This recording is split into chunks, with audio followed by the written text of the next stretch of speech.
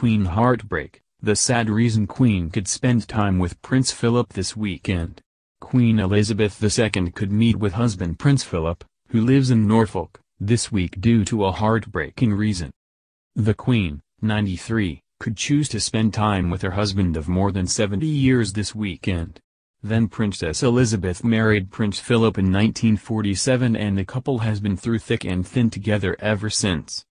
However, the Queen does not see Philip, 98, very often anymore after his retirement in 2017. The Duke of Edinburgh stepped back from royal duties at the age of 96 after completing 22,219 solo engagements. After his retirement, Philip moved to Wood Farm Cottage on the grounds of his wife's Sandringham estate in Norfolk. This means he does not get to see his wife very often, as the Queen, at the age of 93, is still a full-time working royal. However, the couple may meet up this weekend after the monarch was forced to cancel some events this week. Next week, the Queen was due to visit 3 places in Macclesfield and Cheshire.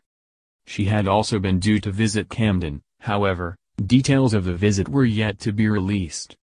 On her agenda, the Queen was planning to visit the Bentley Motors factory in Crewe, and the Jodrell Bank Observatory and Square Kilometre Array Global Headquarters in Macclesfield on March 19.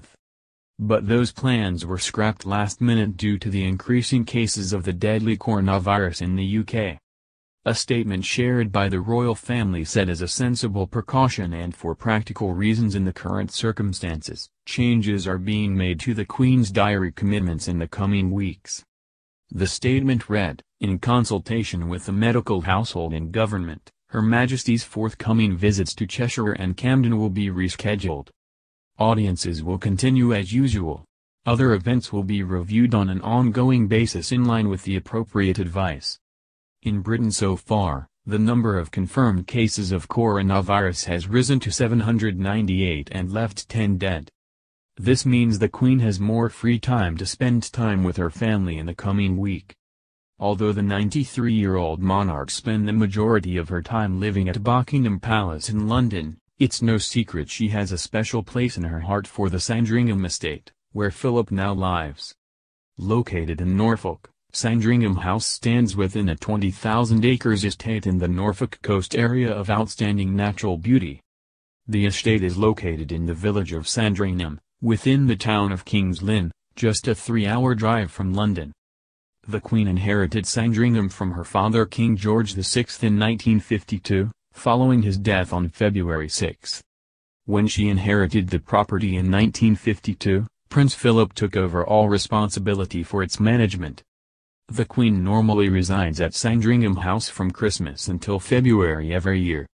However, she may choose to revisit the estate early this year to get away from the increasing number of coronavirus in London, and spend time with her husband. Coronavirus can infect anyone, but it's older adults, ages 60 and up, who are more likely to get seriously sick from it. Both the Queen and Prince Philip are both in their 90s and the Centers for Disease Control and Prevention, CDC, has urged people in that age group to be cautious.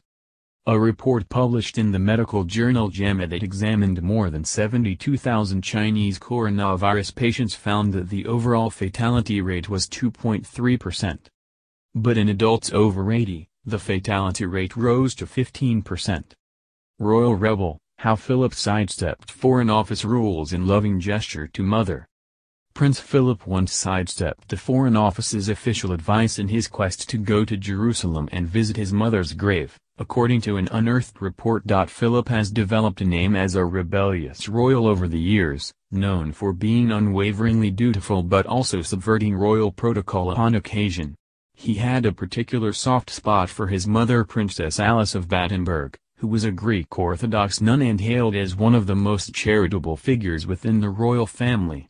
She helped to house 3 Jewish friends in Greece when Athens was occupied by the Nazis, although she kept her heroic actions to herself for years.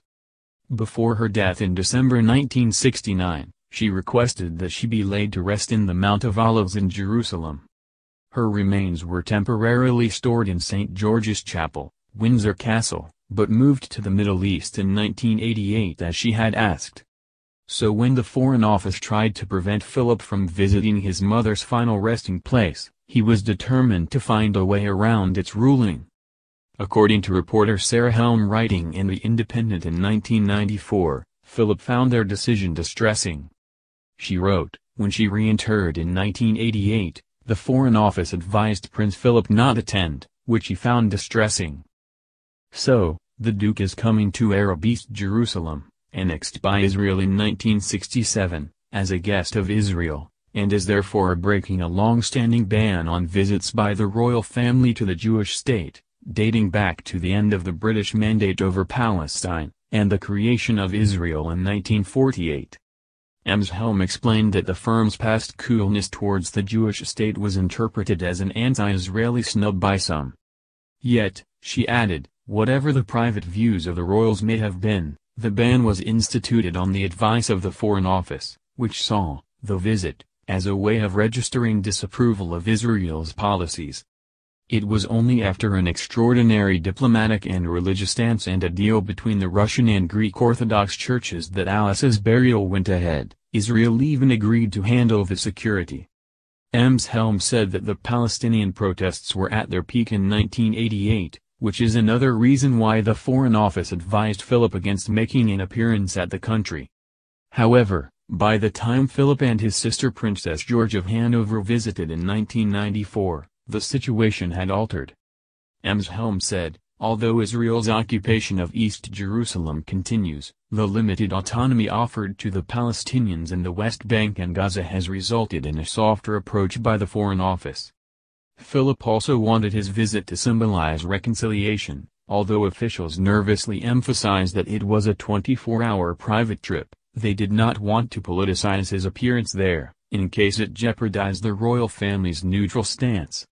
Royal insiders were concerned as it was that Philip's visit could infuriate the Palestine Liberation Organization, in case the royal was seen to be favoring Israel over Palestine. Discussing his mother's heroic efforts to shelter persecuted Jews, Philip said, she was a person with a deep religious faith and she would have considered it to be a perfectly natural human reaction to fellow beings in distress. Prince William and Prince Charles have both since visited their relative's grave. William said it was a profoundly moving experience, while Charles used his visit to explain how amazing his grandmother had been. Diplomats were attempting to organize clandestine meetings between the Duke of Edinburgh and some Palestine officials, although that could have angered Israel in turn. However, Alice's heroic past meant Israel was more accepting, and saw her as a righteous Gentile. This is a non-Jew who is believed to have displayed bravery and assisted Jewish people through the Holocaust. The trip went ahead. Philip and his sister went to visit the Holocaust Memorial in Jerusalem and attended a ceremony where a tree was dedicated to her memory at the Yad Vashem Holocaust Memorial Center.